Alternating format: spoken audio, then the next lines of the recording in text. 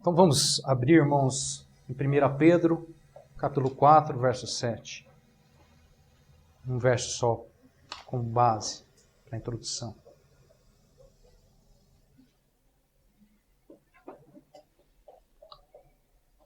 Primeira Pedro 4, 7. Ora, o fim de todas as coisas está próximo. Sejam, portanto, criteriosos e sóbrios, a bem das vossas orações. Vamos fazer mais uma oração. Senhor, mais uma vez agradecemos por esse tempo. O Senhor é bom, é sempre bom, Senhor. Temos a oportunidade de colocar a nossa vida diante do Senhor, diante do corpo, nos unirmos em Teu nome, estarmos reunidos em Teu nome, Senhor, diante de Ti, diante da Tua presença. Senhor, em nome de Jesus, mais uma vez pedimos que esse tempo seja mais que um estudo, seja um tempo de ouvir a Tua voz, seja um tempo de ministração do Teu Espírito. Ó Espírito do Senhor, testifica a respeito da Tua palavra no nosso coração, no nosso espírito. Faz aquilo que lhe apraz, age no nosso meio, intervém no nosso meio, opera nas nossas vidas. Pedimos isso na autoridade do nome de Jesus Cristo. Santificado seja o Teu nome, Senhor, neste lugar, nas nossas vidas. Toma, Senhor, a Tua porção, toma a Tua palavra, interpreta, Senhor, ela mesmo a nós, ao nosso coração. E dê a nós, Senhor, a graça, Senhor, e a capacidade de reter a Tua palavra. Pedimos isso, Pai, em nome de Jesus. Amém. Irmãos, esse versículo traz algo em particular que, na minha opinião, é muito intrigante, muito curioso. Observe que mesmo já naquela época, lá no início da igreja, em torno de 2000 anos atrás, quando foram escritas essas cartas, já naquela época, entre os irmãos, havia uma convicção, uma forte convicção. Sobre o quê? Sobre a proximidade do fim de todas as coisas. Pedro, já de forma convicta, intensa, ele declara assim: ora, o fim de todas as coisas está próximo. Veja bem, para Pedro, e muitos irmãos naquele momento, naquela época, já naquele momento, isso não era algo que eles achavam que ia acontecer. Pedro aqui não diz assim, acho que o fim de todas as coisas está próximo, como a gente faz muitas vezes. A gente fala assim, muitas vezes, acho que as coisas estão no fim, acho que já está próximo. Ele não fala acho, ele fala o quê? O fim está próximo. Isso é uma convicção, isso é uma certeza, Para eles isso estava certo, era um fato concreto. Pedro afirma, o fim de todas as coisas está próximo. Bom, pensando um pouco sobre essa convicção, irmãos, sobre esse sentimento, esse pensamento que estava na igreja e deve também estar em nós, pensando um pouco sobre isso, como que nós deveríamos nos comportar? Tendo uma convicção como essa. Ou seja, como deveríamos nos comportar, irmãos, tendo a certeza de que o fim de todas as coisas está próximo. Como deveríamos agir? Como deveríamos viver? O que deveríamos fazer? Ora, o fim de todas as coisas, a palavra afirma, está próximo. É claro que a palavra do Senhor sobre isso tem muito a nos ensinar. Mas nessa noite, irmãos, seguindo aqui um pouco esse trecho da carta de Pedro, eu gostaria de pontuar aqui alguns princípios, somente alguns princípios importantes, que vale a pena a gente olhar rapidamente para a palavra e que nos fala um pouco sobre isso. Que nos fala sobre, de certa forma, como se comportar diante dessa certeza, diante dessa convicção e diante desse fato. O fim de todas as coisas está próximo. Então, por favor, me acompanhe aí, novamente, 1 Pedro 4,7. Diz assim: ora, o fim de todas as coisas está próximo. Sede, portanto, criteriosos e sóbrios, a bem das vossas orações. Segundo Pedro, irmãos, uma vez que o fim de todas as coisas está próximo. A princípio, né, 3 qualidades essenciais devem se unir e compor o nosso comportamento. Repare, ele diz assim, ora, o fim de todas as coisas está próximo. Aí ele diz, sede, portanto. Observa que ele fala agora, o que ele vai falar agora, está totalmente ligado ao fato de o fim de todas as coisas estar próximo. Porque ele fala, sede, portanto. Por conta disso, sede assim. E ele diz, sede criteriosos, sóbrios, a bem das vossas orações. Primeira qualidade, segundo Pedro, uma vez que o fim está próximo, todos nós devemos ser o quê? Criteriosos. Ou seja, irmãos, nesse tempo, nessa hora, né, do fim, que o fim está próximo, devemos ter o quê? Critérios. Em outras palavras, devemos ter aguçada, irmãos, a nossa faculdade de distinguir o quê? O verdadeiro do falso, o bem do mal. O que é ter critério? É ter, né, aguçada a nossa faculdade que distingue o quê? Entre o verdadeiro e o falso, o bem e o mal. Primeira qualidade, sede criteriosos. Segunda qualidade, ele diz, devemos ser também o quê? Sóbrios. Isto é, devemos ser o quê? Vigilantes, regulados, comedidos. Nesse tempo é necessário vigilância, é necessário moderação. Sede criteriosos e sóbrios. E depois, a terceira qualidade, ele diz aí, uma vez que o fim está próximo, Pedro também nos coloca que todos nós devemos ser o quê? Fiéis, dedicados, compromissados com o quê? Com a oração. Pedro diz assim, observe esse detalhe, sede criteriosos e sóbrios, a bem das vossas orações. Você sabe o que significa essa expressão? A bem da? A bem de alguma coisa? A bem aqui no caso das vossas orações? Em um sentido simplificado, irmãos, isso significa ser fiel, ser dedicado, ser compromissado com algo. No caso o quê? Aqui? Orações.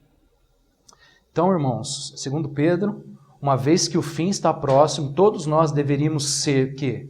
Criteriosos, sóbrios, a bem ou dedicado, né? Fiel às orações. Isso pode parecer muito simples e básico, talvez para a maioria de nós, ou para muitos de nós. Mas eu pergunto, alguém saberia me dizer o porquê disso?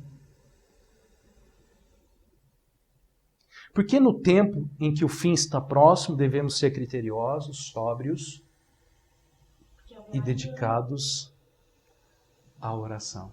Muito bem. Ela já sacou aí, né?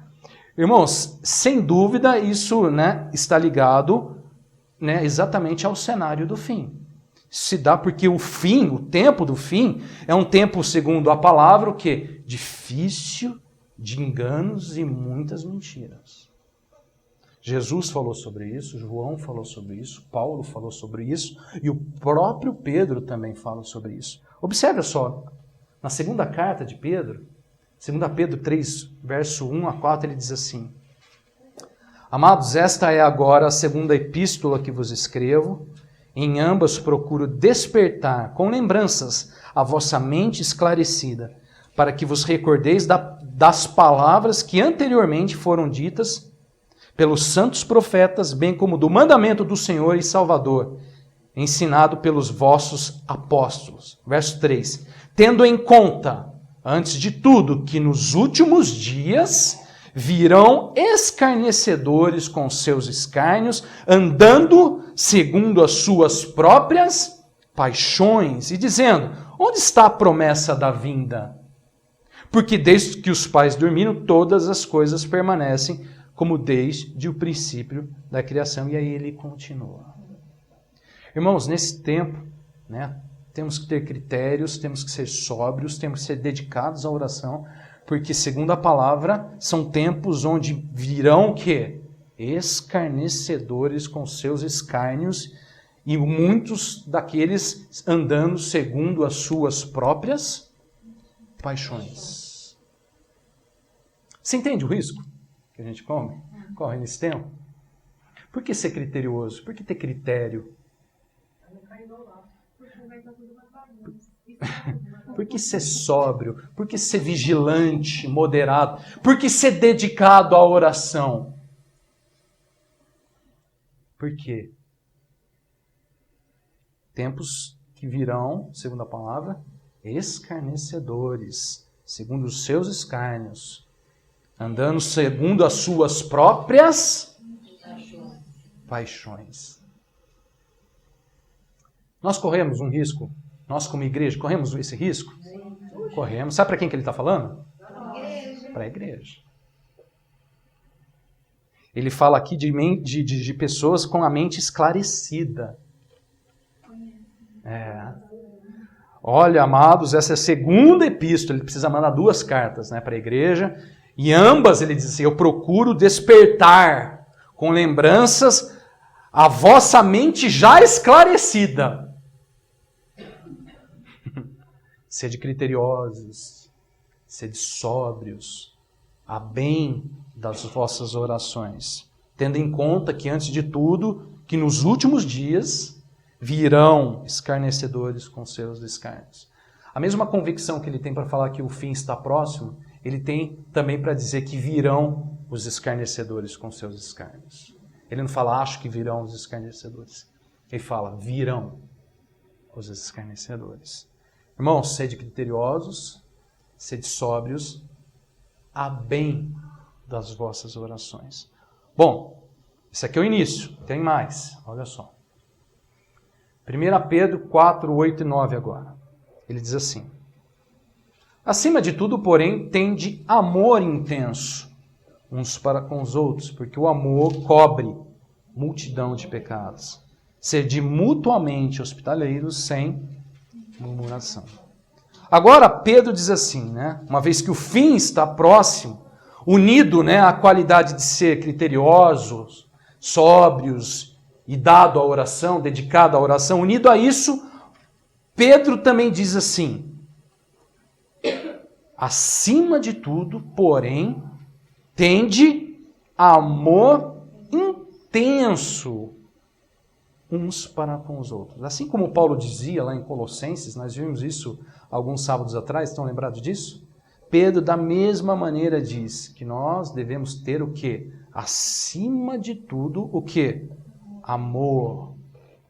Mas ele coloca aqui, intenso, uns para com os outros. Veja que curioso, irmãos, observe um detalhe aqui.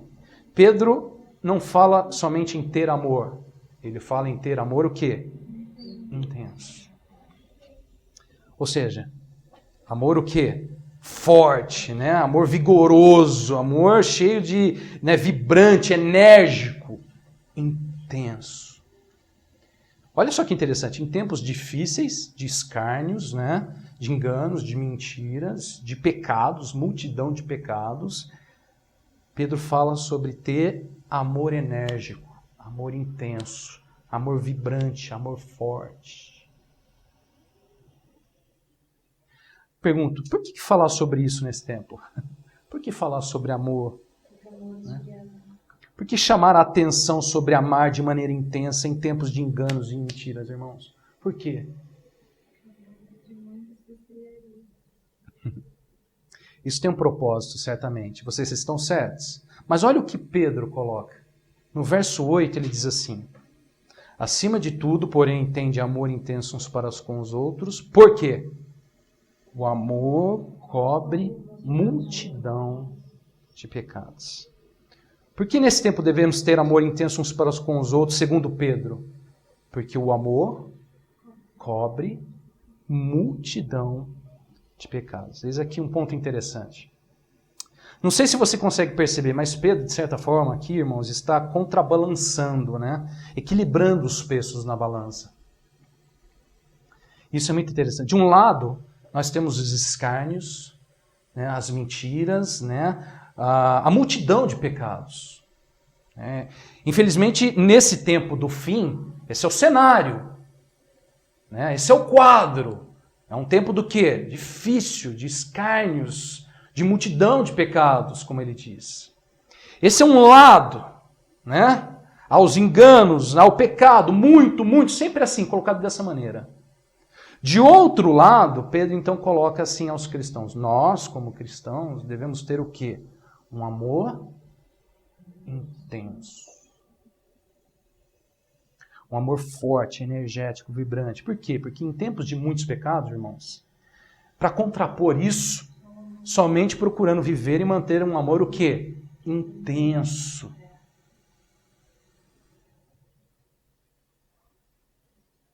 Vocês entendem isso? Pedro aqui procura equilibrar, irmãos, o peso na balança. Entende?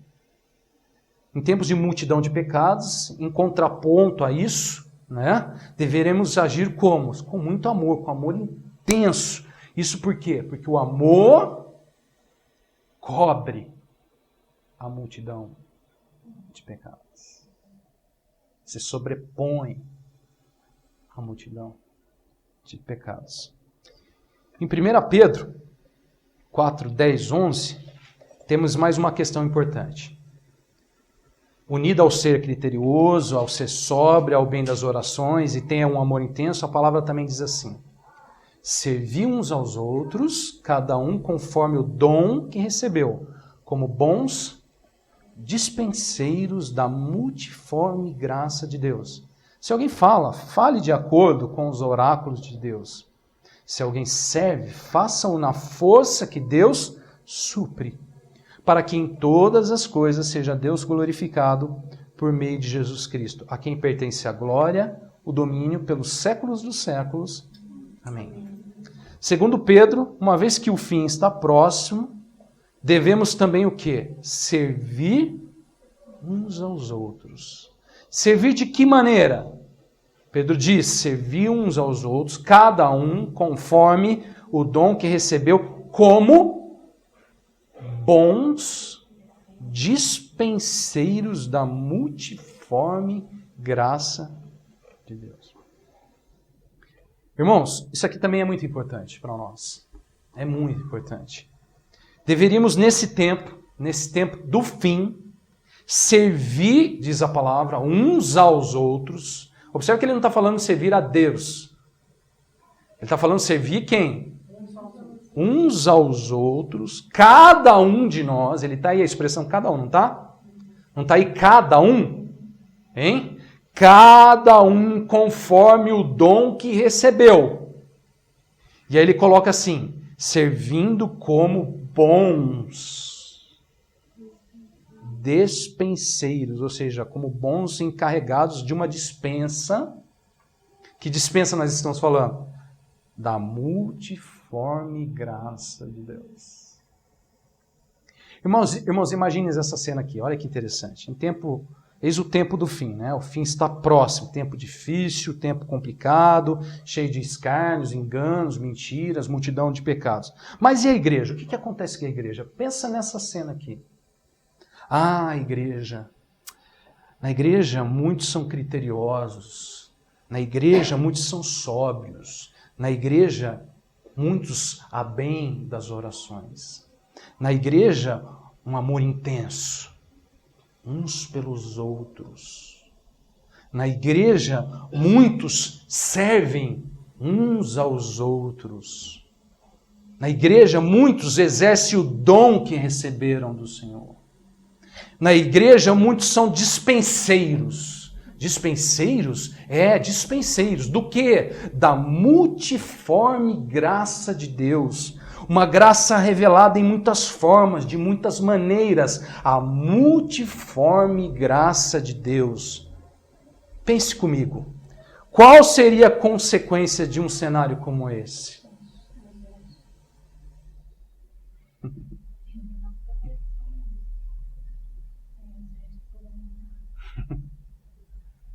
Entenderam onde ele queria chegar? Vocês entenderam onde ele queria chegar? Meus, qual que é a consequência desse cenário? Qual que é a consequência se isso for uma realidade? A consequência seria, mesmo em tempos difíceis como esses, mesmo em tempos assim, irmãos, Deus seria glorificado. Pedro fala sobre isso no verso 11, ele diz assim: se alguém fala, fale de acordo com os oráculos de Deus. Se alguém serve, faça na força que Deus supre, para que em todas as coisas seja Deus glorificado por meio de Jesus Cristo, a quem pertence a glória e o domínio pelo século dos séculos. Amém. Falando sobre o serviço do corpo no tempo do fim, Pedro diz para que todas as coisas seja Deus glorificado por meio de Jesus Cristo. Irmãos, sabe como devemos nos comportar no tempo do fim?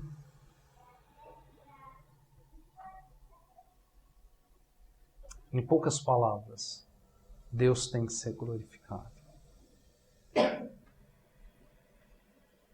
Para que ser criterioso? Para que ser sóbrio?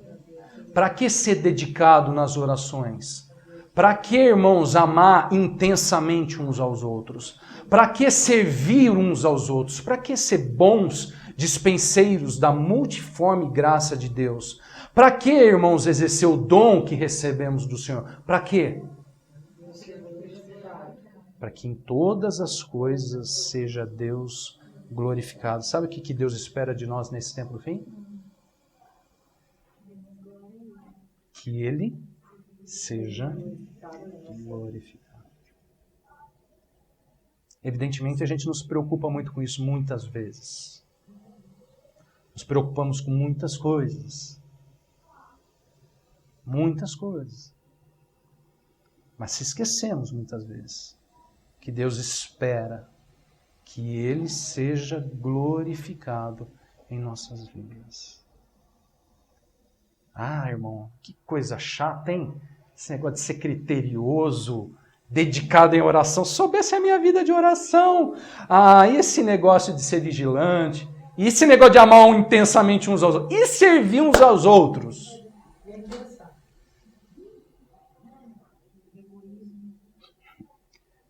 Irmãos, para que em todas as coisas Deus seja glorificado por meio de Jesus Cristo. Seja no falar, seja no servir, em todas as coisas deveríamos ser como os bons despenseiros da multiforme graça de Deus.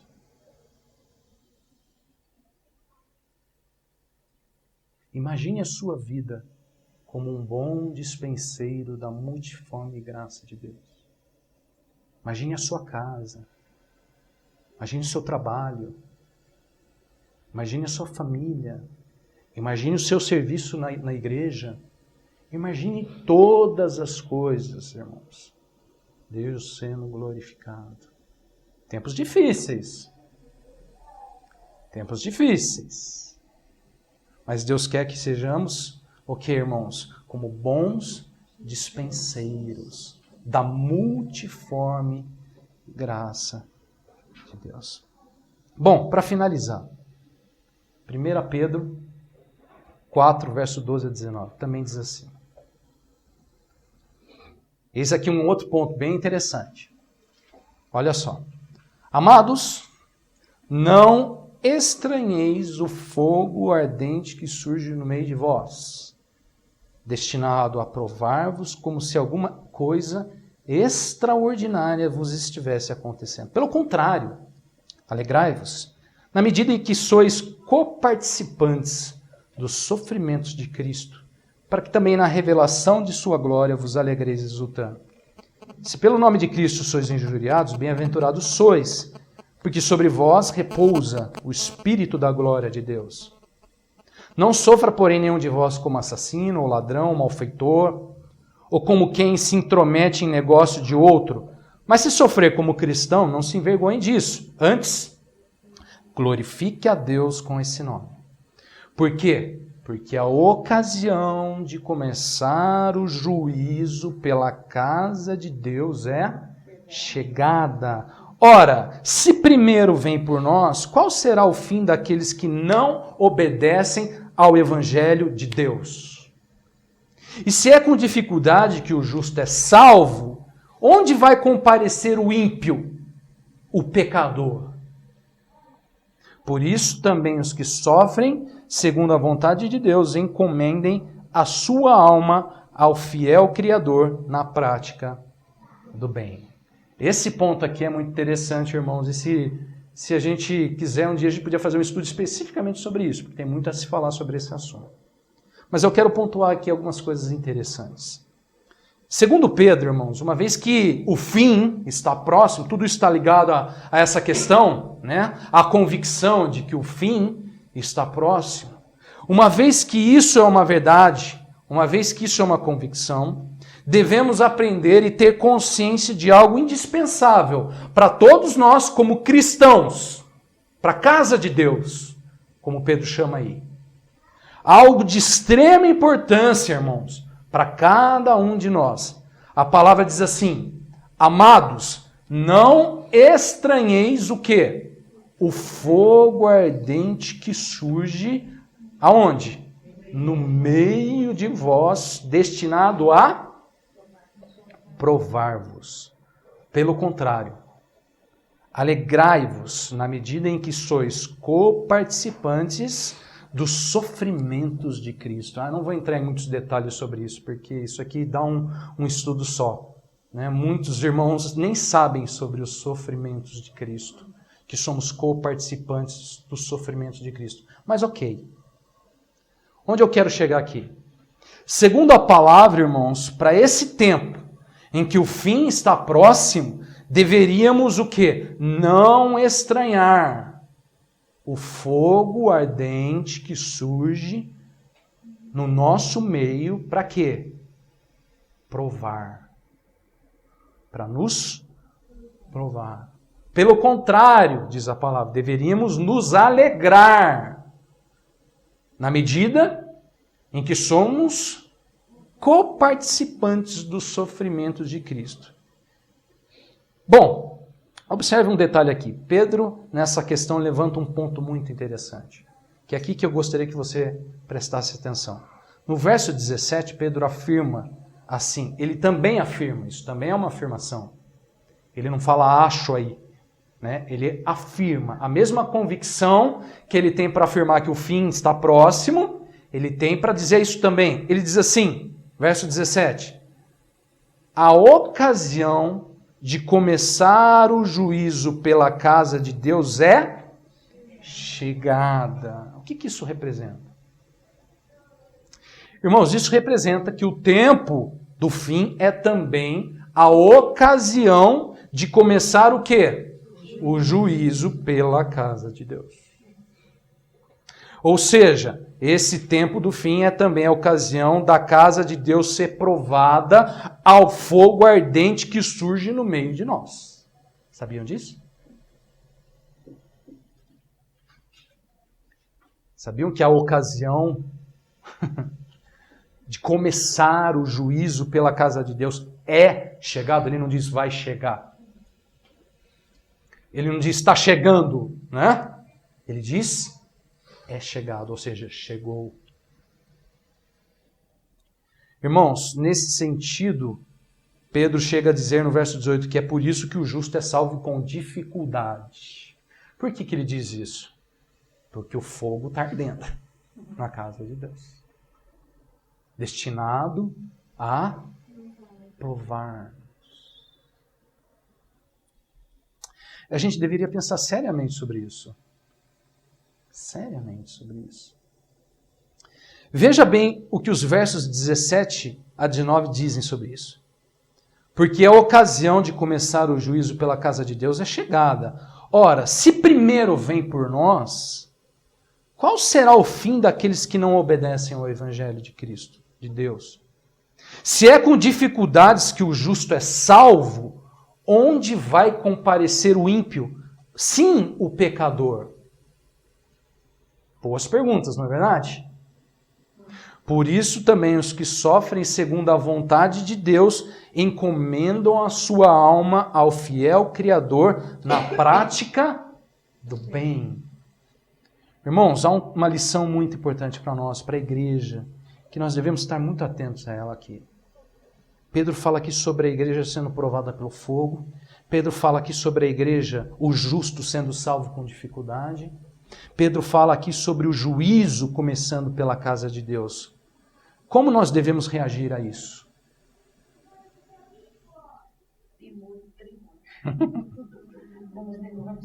Como nós devemos reagir a isso?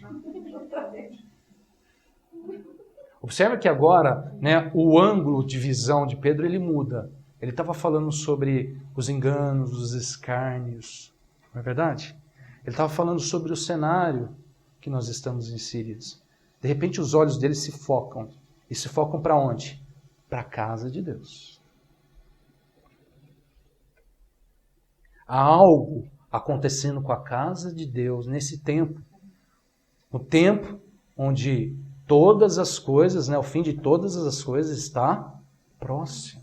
O que está acontecendo com a casa de Deus? O juízo de Deus começou. Né? A ocasião de começar o juízo de Deus pela casa de Deus é chegada. Como que nós devemos reagir a isso? Segundo a palavra, devemos não estranhar. Muitas vezes nós estranhamos. Deus está ali provando. Deus está ali, né, tirando as escórias do meio do fogo, porque o fogo está ardendo, está queimando, e a gente, o que acontece? A gente estranha. Mas a palavra diz para não estranhar. Segunda coisa, devemos o quê? Eis aqui um desafio gigantesco, imenso. Devemos, ao invés de estranhar, o que diz a palavra? Nos alegrar. Esse é um desafio, hein? Hein? O fogo está ardendo, irmão? O fogo está ardendo? Se alegre. Na medida que sois coparticipantes dos sofrimentos de Cristo, diz a palavra. Está aí um segredo, né? Um tesouro escondido da palavra, irmãos. Tremendo isso.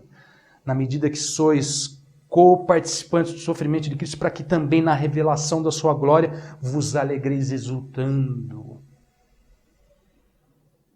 Irmãos, devemos nos alegrar se o Senhor está provando-nos.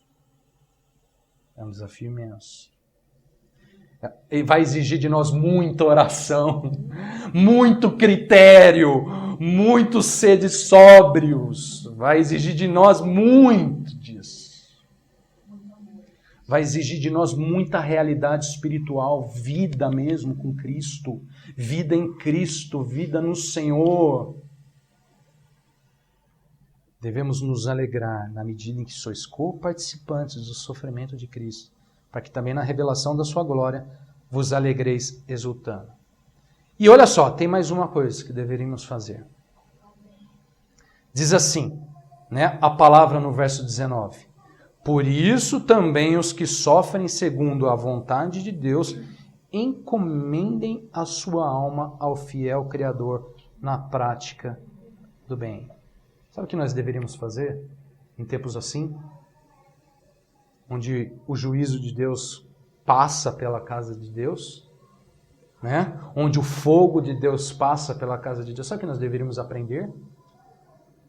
Às vezes a gente não sabe, né? Encomendar a nossa alma, diz aí a palavra, ao fiel Criador na prática. Irmão, vocês já pensaram sobre isso? Começou fraquinho isso tudo, né? Foi começando. Olha onde chegou, vocês não esperavam, né?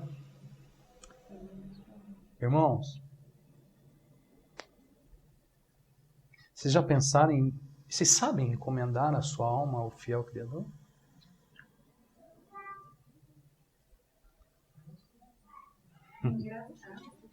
É.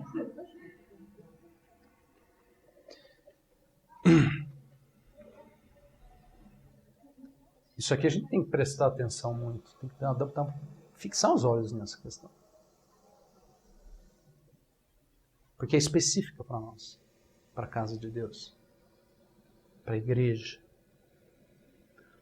Não estranheis o fogo ardente que surge no meio de vós. Pelo contrário, alegrai-vos na medida que sois coparticipantes dos sofrimentos de Cristo.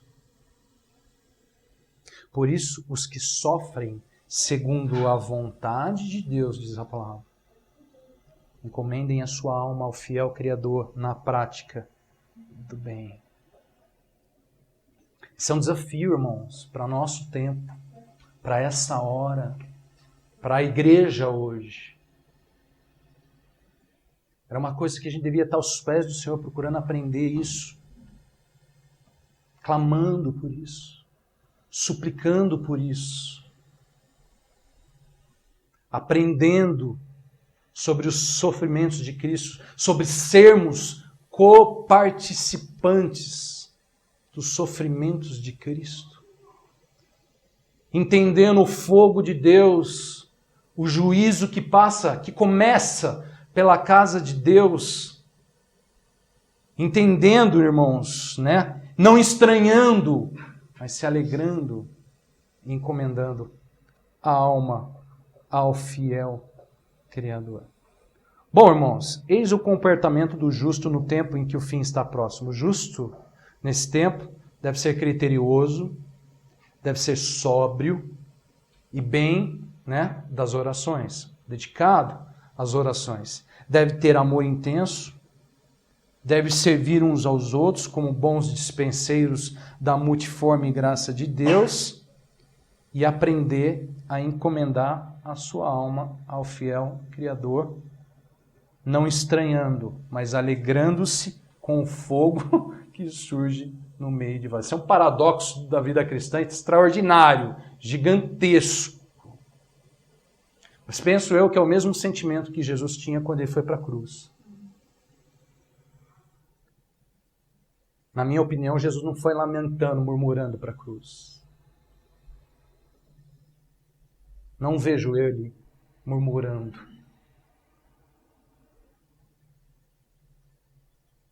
Vejo ele encomendando. O quê? A sua alma ao fiel Criador. Que o Senhor nos ajude e nos dê graça. Em nome de Jesus. Amém? Vamos orar.